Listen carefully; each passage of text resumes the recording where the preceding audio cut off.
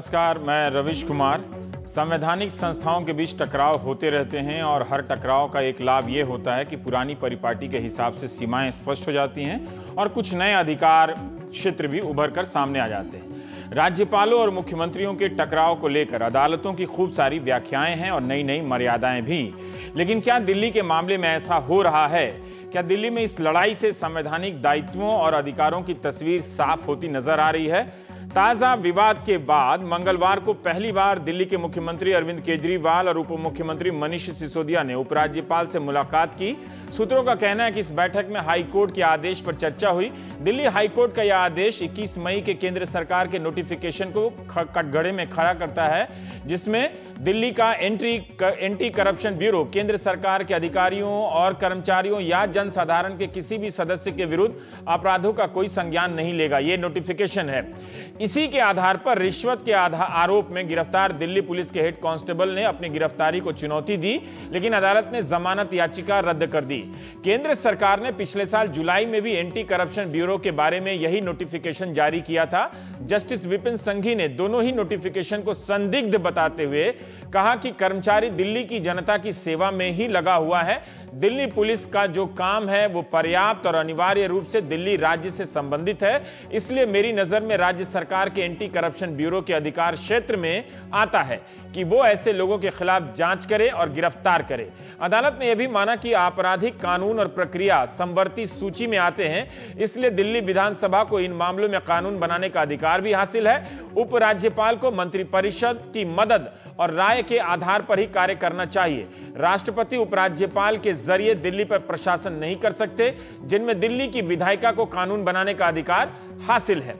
दिल्ली सरकार ने केंद्र के नोटिफिकेशन को अदालत में चुनौती नहीं दी, लेकिन हेड कांस्टेबल की हार मुख्यमंत्री की जीत में बदलती नजर आ रही है। अभी साफ नहीं है कि अपने नोटिफिकेशन के बचाव में केंद्र सरकार सुप्रीम कोर्ट जाएगी या नहीं।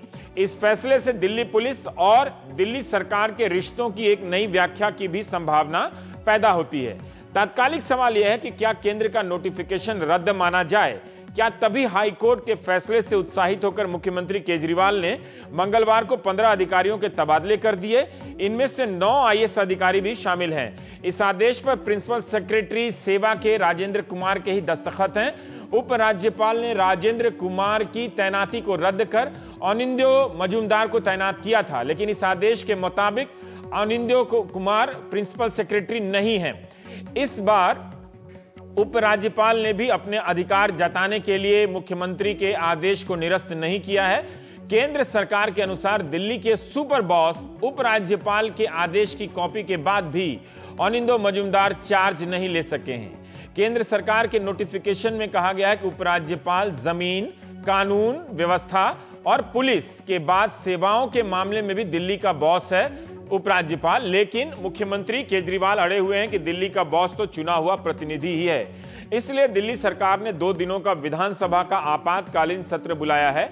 विधायक सोमनाथ भारती ने प्राइवेट मेंबर प्रस्ताव पेश किया कि केंद्र सरकार के नोटिफिकेशन को असंवैधानिक घोषित किया जाए। उप मुख्यमंत्री मनीष सिसोदिया ने कहा कि पुलिस, पब्लिक ऑर्डर और जमीन के मामलों को छोड़कर सभी विषयों पर कानून बनाने का अधिकार राज्य का है, लेकिन केंद्र सरकार ने सेवाओं को भी इसमें अपनी तरफ से जोड़कर दिल्ली विधानसभा के अधिकार क्षेत्र का अतिक्रमण किया है।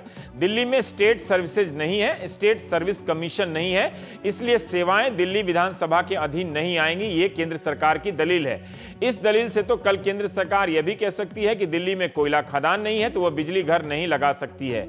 विधानसभा में उपराज्यपाल को खुद निशाना बनाया गया। आदर्श शास्त्री ने महाभियोग चलाने की मांग की तो विधायक अलका लांबा ने आरोप लगाया कि केंद्र सरकार उपराज्यपाल के जरिए मोटा माल वसूल रही है। तो इस बात के विरोध में बीजेपी के विधायक ओम प्रकाश शर्मा ने आपत्ति जताई और हंगामा भी किया। बीजेपी और कांग्रेस दोनों ने विधानसभा के आपात सत्र को क्रमशः सर्कस और तमाशा कहा है।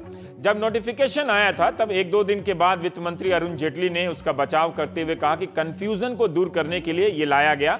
चुनी हुई सरकार के पास इसके बाद भी काम करने के पर्याप्त अधिकार हैं। लेकिन मंगलवार को पत्रकारों ने जब बीजेपी के राष्ट्रीय अध्यक्ष अमित शाह से इस बारे में पूछा तो उनका जवाब यह रहा कि यह टकराव का मामला नहीं है, संविधान की व्याख्या का मामला है। यह मामला अदालत में जाएगा और वहीं सुलझ जाएगा। ऐसा लगता है कि हाईकोर्ट के आदेश के बाद केंद्र सरकार या बीजेपी अब उपराज्यपाल की सर्वोच्चता को लेकर उतनी क्लियर नहीं है जितनी पहले थी। आप जानते हैं कि इस विषय को लेकर कानून के जानकार भी खूब बहस कर रहे हैं। अखबारों में जितने भी लेख आ रहे हैं, ज्यादातर में मुख्यमंत्री के अधिकार का समर्थन किया गया है और केंद्र के नोटिफिकेशन को असंवैधानिक बताया जा रहा है। मंगलवार के इंडियन एक्सप्रेस में विवेक के तनखा ने ऑल इंडिया सर्विस एक्ट 1951 और राज्यों की परिभाषा के संदर्भ में इसे देखने का प्रयास किया। उनके हिसाब से the all India administrative service cadre rule 1954 को भी इस बहस में लाना चाहिए। इसमें संविधान की प्रथम अनुसूची में परिभाषित राज्य में केंद्र शासित प्रदेशों को भी शामिल किया गया है। इसके अनुसार राज्य कैडर की क्षमता, संख्या और काम का बंटवारा करेगा। इस मामले में राज्य की जगह राष्ट्रीय राजधानी क्षेत्र दिल्ली भी पढ़ा जा सकता है। सिविल सर्विसेज कानून में राज्य की परिभाषा में केंद्र शासित प्रदेश को भी शामिल किया गया है। इस मामले में केंद्र जो है वो नोटिफिकेशन के जरिए राज्यों के मामले में कार्यकारी शक्ति हासिल करना चाहता है, ये तनखा साहब कह रहे हैं। संविधान विशेषज्ञ सुभाष कश्यप ने बिजनेस स्टैंडर्ड में अदिति फडणवीस से कहा कि परिभाषा के हिसाब से केंद्र शासित प्रदेश केंद्र से शासित होता है। राष्ट्रपति उपराज्यपाल के जरिए शासन करते हैं, जिसका नाम लेफ्टिनेंट गवर्नर है। दिल्ली में जो मंत्री परिषद है उसका काम सिर्फ उपराज्यपाल की मदद करना और सलाह देना भर है। यहां उलट जाता है। दिल्ली विधानसभा उपराज्यपाल की सहमति के बिना कानून नहीं बना सकती है। केजरीवाल सरकार ने इस लड़ाई में विधानसभा को भी मोर्चा बना दिया है, ताकि लड़ाई हो ही रही है तो ठीक से हो, दो सरकारों के बीच ना हो, के साथ साथ विधायिका के बीच में भी हो। सदन के भीतर उपराज्यपाल पर इसीलिए तोहमतें भी लगाई जा रही हैं। इसे भी विधायी परंपरा के लिहाज से देखा जाना चाहिए। हो सकता है कि अतीत में भी ऐसा हुआ हो। आज हम इस मामले की संवैधानिक पेच को समझने के लिए सिर्फ दो वकीलों से बात करेंगे। क्या विधानसभा नोटिफिकेशन को रद्द कर सकती है? क्या हाईकोर्ट के आदेश के बाद नोटिफिकेशन रद्द नहीं हो गया है? प्राइम टाइम में हमारे साथ हैं संजय हेगड़े साहब, सीनियर एडवोकेट हैं। अमन सिन्हा भी वरिष्ठ वकील हैं और बीजेपी के प्रवक्ता भी हैं। तो दो लोग हमारे साथ हैं, इनके जरिए दो कम है, ताकि ये इतना कानूनी और पेचीदा मामला हो जाता है कि हम चाहते हैं कि आप दर्शकों के लिए वकील ही आपस में आराम से बिना जटिल प्रावधानों का उल्लेख किए प्रावधानों का उल्लेख तो करना पड़ेगा ताकि दर्शक घूम ना जाएं। आप ये बताइए कि क्या आप स्पष्ट हैं कि राज्यपाल को मुख्यमंत्री या मंत्री परिषद की सलाह या मदद के हिसाब से काम करना चाहिए, उपराज्यपाल को, या उपराज्यपाल की मदद करने के लिए मुख्यमंत्री तो नहीं चुना जाएगा ना? क्या जनता के बीच हम इसलिए जाते हैं कि उपराज्यपाल को मदद करने के लिए एक परिषद चाहिए, इसलिए उसका चुनाव हो रहा है? रवीश जी, जो दिल्ली की कॉन्स्टिट्यूशनल स्कीम है, हाँ, बहुत स्पष्ट है, बहुत क्लियर है। दिल्ली एक यूनियन टेरिटरी है। ये देखिए, कॉन्स्टिट्यूशन में जो है डिफरेंट पार्ट्स और चैप्टर्स में डिवाइडेड है। स्टेट्स जो है वो चैप्टर 6 में आते हैं, हाँ, पार्ट 6 में आते हैं, और यूनियन टेरिटरी जो है वो पार्ट 8 में है। हाँ। और सबसे पहले उसमें आर्टिकल 239 से शुरू होता है। 239AA जो है वो दिल्ली की जो विधानसभा है और दिल्ली से रिलेटेड जो प्रोविजंस हैं उसको लिस्ट आउट करता है। उसमें सबसे पहले लिखा गया है कि ये यूनियन टेरिटरी है, एलजी यहाँ के एडमिनिस्ट्रेटर हैं। फिर 239A क्लॉज 3A में लिखा गया है कि कुछ विषय जो हैं वो एलजी के डोमेन में लाई करेंगे और बाकी कुछ विषय जो हैं वो स्टेट असेंबली के डोमेन में लाई करेंगे। उसके बाद गवर्नमेंट ऑफ एनसीटी एक्ट जो इस 239AA के परसुएंस में बनाया गया, इसमें कई प्रावधान है जो कि बिल्कुल क्लियर है। एक तो अगर किसी भी चीज में अगर शक शुबा संशय होगा तो एलजी जो है उस मुद्दे को प्रेसिडेंट को रेफर करेंगे, हाँ, और प्रेसिडेंट का जो भी डिसीजन होगा वो फाइनल होगा, जो कि पहले भी नहीं किया था और अब भी नहीं कर रहे, क्योंकि अनिंदो मजूमदार को जी पोस्टिंग की थी, अरविंद केजरीवाल ने उनकी पोस्टिंग को नहीं माना है। उनकी जगह के मुख्यमंत्री के द्वारा नियुक्त राजेंद्र कुमार ही तैनात हैं। तो कोई राष्ट्रपति के पास तो जा नहीं रहा, जो उपराज्यपाल। तो देखिए, हाँ, मैं तो आपको वैधानिक जो स्थिति है वो स्पष्ट कर रहा हूं। उसका साथ उन्होंने नहीं माना, हाँ, वो बिल्कुल सही बात है। और मैं ये नहीं कह रहा हूं कि आप जिम्मेदार हैं उपराज्यपाल के बदले, लेकिन मैं वो बता रहा हूं। सेक्शन 41 है, ब्रीफली मैं दिखा रहा हूं आपको, कि जो लेफ्टिनेंट गवर्नर के डोमेन में जो सब्जेक्ट्स हैं वो इंटायरली उनके डिस्क्रिप्शन पे वो डिसीजन लेंगे। इनफैक्ट जो सेक्शन 41 है ये भी नहीं कहता है। 41 में ये सर्विसेज है, कहीं लिखा हुआ है, बताइए। सर्विसेज जो है नहीं, वहां लिखा हुआ है, बताइए। नहीं, ये सेक्शन 41 दूसरे विषय पे है। हाँ। ये उस विषय पे है, हाँ, कि जिन सब्जेक्ट्स में एलजी को डिस्क्रिप्शन होगा, जो एलजी के डोमेन में लाई करेंगे, हाँ, उसमें एलजी को किसी कंसल्टेशन की भी आवश्यकता नहीं है। वो जो गवर्नमेंट ऑफ एनसीटी, मैंने शुरू में भी बताया, जो जमीन, पब्लिक ऑर्डर और पुलिस, और जो सर्विसेज की बात है वो कहाँ लिखा हुआ है उस किताब में? हाँ, सर्विसेज की बात जो है, क्योंकि ये कंबाइंड कैडर है, यूटी कैडर ही इसको कहते हैं, आसाम, गोवा, मेघालय, ये ठीक है, यूनियन टेरिटरी, त्रिपुरा। सर्विसेज का मतलब हम दर्शकों को बता दें कि वो अधिकारियों की तैनाती, उनका काम का बंटवारा, ये सर्विसेज का इसकी बात हो रही है। हाँ। तो कैडर कंट्रोलिंग जो है वो किसी एक स्टेट के पास नहीं रह सकता है, ये तो एमएचए के पास ही रहेगा, मिनिस्ट्री ऑफ होम। ये अचानक आपने उपराज्यपाल को कहां से दे दिया? इसमें कहीं लिखा हुआ है इस किताब में कि सर्विसेज का अधिकारी देखिए क्या लिखा है, मैं आपको बस ब्रीफली, क्योंकि आपने बहुत अच्छा किया है कि आप एक चर्चा जो है शालीन तरीके से चाहते हैं और एक जो वैधानिक प्रोविजन है बताइए, कहीं लोग भी जानना चाहते हैं। सेक्शन 41 जो है वो ये कहता है कि जिन सब्जेक्ट्स पे एलजी को डिस्क्रिशन है, उनको अपने डिस्क्रिशन के अनुसार उस विषय पे डिसीजन लेना है।